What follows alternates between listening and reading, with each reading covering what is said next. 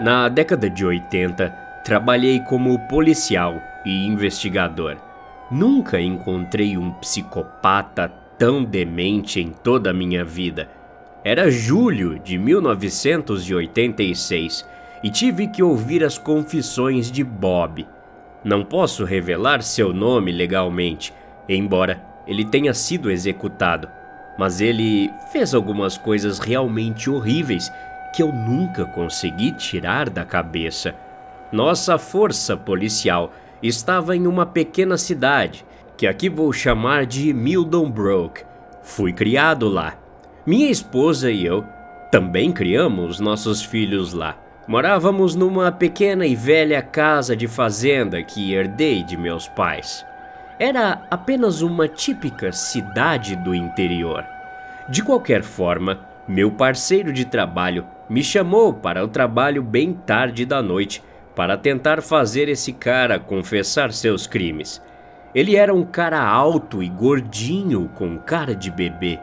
Na verdade, meu parceiro comprou um McDonald's para ele, porque ele não ia falar até conseguir algo para comer. Tivemos que suborná-lo com um lanche.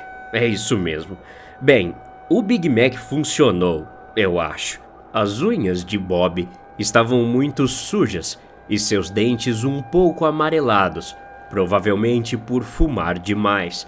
Ele usava uma camiseta branca e uma calça jeans velha. Bob nos contou que entrou e saiu de lares adotivos desde que era adolescente. Sua mãe sempre o chamou de o filho mau dentre seus irmãos e irmãs. Ela costumava bater nele com uma régua. Seus irmãos e irmãs foram favorecidos em relação a ele e Bob nunca pareceu receber o carinho que desejava. Quando Bob era provocado por seus irmãos, ele chorava e eles riam dele. Ele tentou estrangular a irmã mais nova quando tinha 10 anos.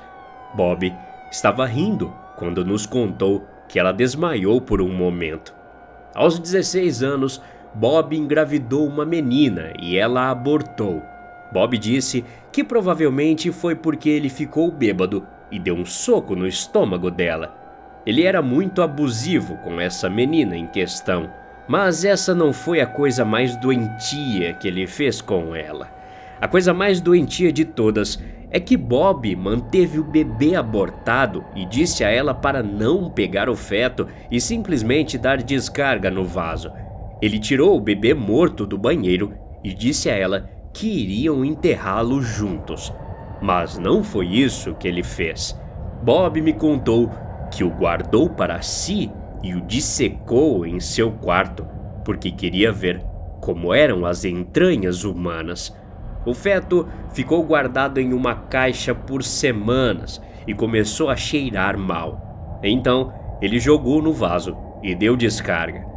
Bob não queria que seus pais descobrissem, afinal de contas. Ele me disse que, à medida que envelhecia, sentia vontade de matar alguém. Queria saber como era vivenciar a morte de um humano pelas suas próprias mãos. Ele disse que os pensamentos eram invasivos e o faziam se sentir muito poderoso. É aqui que entra a parte mais doente dessa história. Bob tinha cerca de 20 anos quando saiu para encontrar alguns amigos em um bar local. Eles estavam todos bebendo e jogando sinuca por algumas horas. Um de seus amigos estava falando sobre Bob pelas costas, dizendo coisas desagradáveis sobre como Bob era estranho e que todos deveriam parar de sair com ele. Esse mesmo amigo saiu falando por aí que Bob ficava olhando para sua esposa e que não gostava da obsessão dele por assassinos em série. Bem, Bob acabou descobrindo isso. Então, elaborou um pequeno plano. Bob fez questão de não beber muito naquela noite. Ele havia planejado levar o amigo para casa, que estaria realmente bêbado, e pagou-lhe bebidas extras durante a noite toda. No caminho para casa, Bob parou nos trilhos da ferrovia, conversou com seu amigo, beberam mais um pouco e jogaram garrafas de cerveja nos trilhos. Bob então sacou uma arma e fez o amigo ficar de joelhos, questionando por que estava falando mal dele e o que ele fez para merecer tal traição do amigo. O amigo de Bob disse a ele para não matá-lo. E foi exatamente o que Bob fez a princípio. Ele atirou no amigo uma vez no braço. O sangue começou a escorrer da ferida. O amigo ficou em estado de choque e tentou fugir. Então Bob pulou em cima dele e começou a sufocá-lo. Ele desmaiou por um momento e, quando acordou, Bob obrigou-o a colocar a arma na boca e começou a gritar com ele. "Você vai se matar essa noite e eu vou assistir", Bob disse. O amigo começou a chorar e implorar por misericórdia. Bob ficou muito animado enquanto me contava essa história, e eu fiquei ali sentado, me perguntando como um ser humano poderia fazer uma coisa tão horrível e ficar feliz com isso. Bob começou a esfregar o sangue do amigo nos lábios e no rosto, provando como um molho. Começou a enfiar o dedo no buraco da bala que fez no braço do amigo, só por diversão. Foi pura tortura. Seu amigo começou a gritar de dor. Ele atirou novamente, dessa vez na perna. Bob confessou que o sufocou mais uma vez. Amarrou os braços e as pernas do pobre homem inconsciente com uma corda que tirou de seu carro. Seu amigo não pesava muito. Era um cara pequeno em estatura. Então Bob o pegou e o colocou no porta-malas de seu carro velho azul. Foi tudo muito fácil para Bob. Ele dirigiu fumando um cigarro e ouvindo seu amigo gemendo. Dirigiu por uma longa estrada lamacenta que levava à fazenda local, onde Bob trabalhava meio período.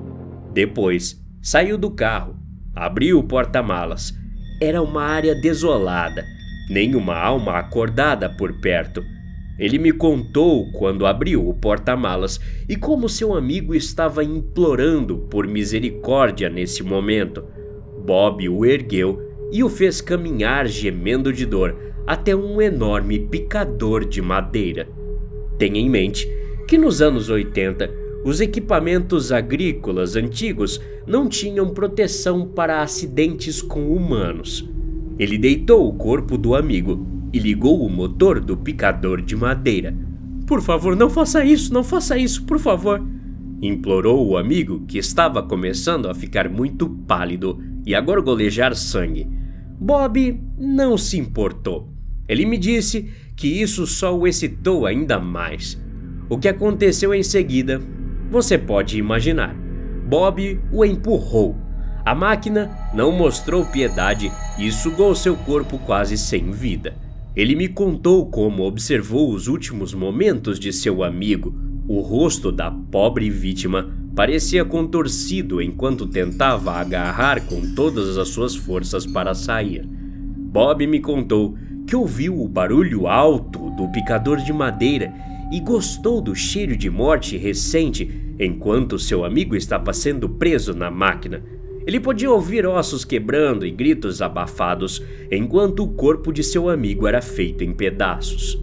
Seus restos mortais foram espalhados pelo ar com pedaços de madeira ensanguentada em pequenos fragmentos. Tudo acabou muito rápido. Bob apenas olhou com admiração tudo aquilo como um show pirotécnico. Esse homem doente ficou excitado com todo o ato de assassinar brutalmente um homem inocente. Bob parecia satisfeito consigo mesmo. Infelizmente, eu tive que ver a cena do crime horrível e obviamente não era algo bonito. Acho que essas imagens vão me assombrar até o dia da minha morte. Tipo, quando alguém morre em um acidente com um picador de madeira, é uma bagunça sangrenta e cheia de dentes, cabelos e fragmentos de unhas para coletar como evidência. Bem mais difícil do que qualquer outro caso. Temos que ter cuidado para coletar os fragmentos de ossos e não nos cortarmos no processo. O local pode cheirar muito mal dias depois de encontrar esses restos. Tive pena de quem teve que limpar o resto daquela máquina. O que aconteceu com Bob, afinal? Ele recebeu a pena de cadeira elétrica há muitos anos. Fiquei feliz, porque dessa forma ele não poderia machucar mais ninguém. O cara não tinha sentimentos de culpa ou remorso. Tive só pena da pobre família que perdeu o filho. Eu gostaria que não houvesse tantos loucos no mundo, capazes de coisas tão horríveis. Guardei para mim mesmo muitas histórias terríveis que testemunhei ao longo dos anos. Algumas delas eu tive que fazer terapia. Quando pessoas são mortas, você nem sempre ouve uma confissão completa e profunda do que realmente aconteceu de quem as matou. Às vezes você consegue os pedaços e o suficiente para acusá-los do crime que cometeram. Às vezes, as coisas são escondidas do público. Estou, felizmente, aposentado agora. Meus filhos cresceram e agora estou vendo meus netos crescerem. Minha esposa e eu ainda moramos na mesma casa de fazenda. A vida é boa, mas nunca vou esquecer da cena que aconteceu no meu quintal. Até a próxima. Obrigado.